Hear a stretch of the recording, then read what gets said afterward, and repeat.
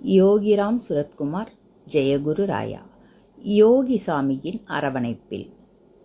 இதன் ஆசிரியர் ராம அருளட்சுமணன், லே. வள்ளியம்மை ஆச்சி. இன்று இதில் நாம் பார்க்க இருக்கும் தலைப்பு அண்ணாமலையாரும் அவரது பிள்ளையும். திருவண்ணாமலையில் ஒருமுறை தேர் புறப்பாடு நடக்கவிருந்தது. தேருக்கு இரும்பு சக்கரம் புதிதாக பூட்டியிருந்தது. எப்போதும் எந்த ஒரு தெய்வ காரியத்திற்கும் பகவானை தொடங்கி வைக்க அழைப்பார்கள். அன்று தேர் புறப்பாட்டிற்கு வந்து அழைக்கவில்லை. அதற்கு கோவிலுக்கு புதிதாக வந்திருக்கும் ட்ரஸ்டியின் கெடுபிடிதான் காரணம். அதிகமான வேலையின் காரணத்தால் அனைவரும் பகவானை அழைக்க மறந்துவிட்டனர். இதனை பகவான் பெரிதாக எடுத்துக்கொள்ளவில்லை. தேர் புறப்பாடு ஆரம்பமாக இருந்தது. மொத்தம் 5 தேர்கள். அண்ணாமலையார் வரும் தேர்தான் பெரிய தேர். பிள்ளையார், சுப்பிரமணியர், அம்பாள், சண்டிகேஸ்வரர் ஆகியோர் வரும் தேர்கள் சற்று சிறியவை. தேர் புறப்பாட்டை காண மக்கள் கூட்டம் அலைமோதியது. எங்கும் கடைகள், மக்கள் என்று விழாக்கோலம் பூண்டது. திருவண்ணாமலை எங்கும் சிரிப்புலி சந்தோஷம் அலைகளையாக பரவியது. தேர் புறப்பாடு ஆரம்பித்தது. முதல் தேரில் முழுமுதற் கடவுள் விநாயகர் காட்சியளிக்க, 2ஆம் தேரில் தமிழ்க்கடவுள் முருகன் காட்சியளித்தார். 3வது தேர் பெரிய தேர், அதில் அண்ணாமலையார் வீற்றிருக்க, 4ஆம் தேரில் அம்பாள் காட்சியளித்தார். கடைசி தேரில் சண்டிகேஸ்வரர் காட்சியளித்தார். அனைத்து தேர்களும் கம்பீரமாக அசைந்து முன்னேற தேர் புறப்பாடு ஆரம்பமானது.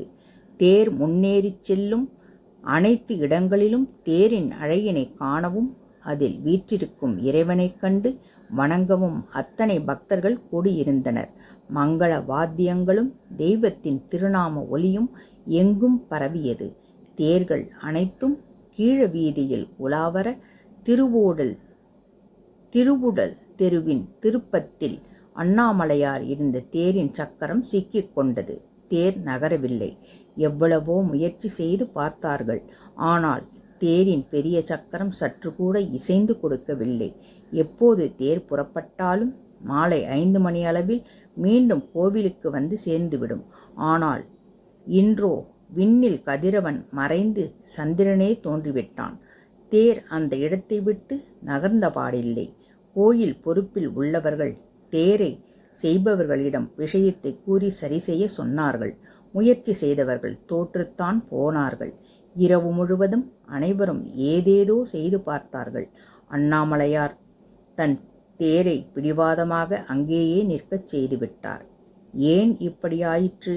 தேருக்கு இரும்பு சக்கரம் பூட்டி வெள்ளோட்டம் பார்க்கும்போது நன்றாகத்தானே இருந்தது.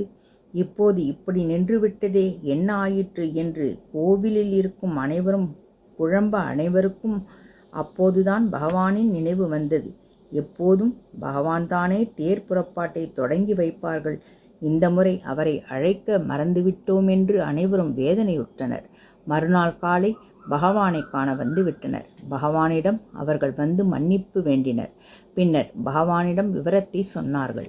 இவர்கள் அழைக்கவில்லை என்று பகவான் வேதனைப்படவில்லை, கோபம் கொள்ளவும் இல்லை. மீண்டும் அவர்கள் வந்து மன்னிப்பு கேட்டபோது பகவான் எதையும் கண்டுகொள்ளவில்லை. தேர் சிக்கிக் கொண்டது, முன்னேறவில்லை என்று தெரிந்தவுடன் அவர்களிடம், தேர் நகரும், ஒன்றும் பிரச்சனை இல்லை, நீங்கள் தேரை இழுங்கள் என்று சொல்லி ஆசீர்வதித்து அவர்கள் அனைவரையும் அனுப்பினார்கள். அவர்கள் தேர் நிற்கும் இடத்திற்கு சென்று தேரை இழுக்கச் சொன்னார்கள். அங்கிருக்கும் அனைவரும் தேரை இழுத்தனர். என்னே ஆச்சரியம்! தேர் இப்போது சற்றே முன்னேறியது.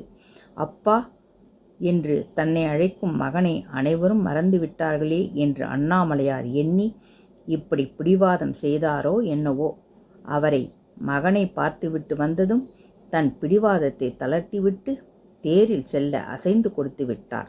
இனிமேல் பகவானை அழைக்காமல் தேரை இழுக்கக்கூடாது என்று எண்ணிக்கொண்டே சற்றே மனநிறைவுடன் அனைவரும் தேரை கோவிலை நோக்கி இழுத்தனர். தேர் புறப்பாடும் நன்றாக முடிந்தது. பகவான் அண்ணாமலையாரின் மேல் வைத்திருக்கும் பிரியத்தைத்தான் அனைவரும் இதுவரை கண்டிருந்தனர்.